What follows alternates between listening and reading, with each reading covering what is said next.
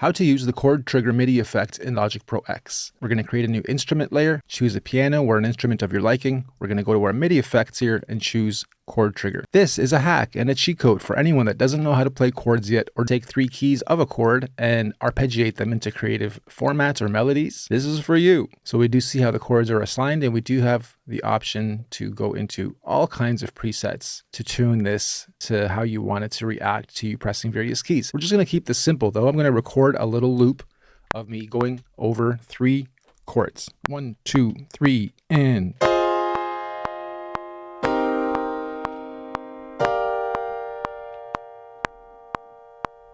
Click on our MIDI block, press E, make sure we quantize, press Q.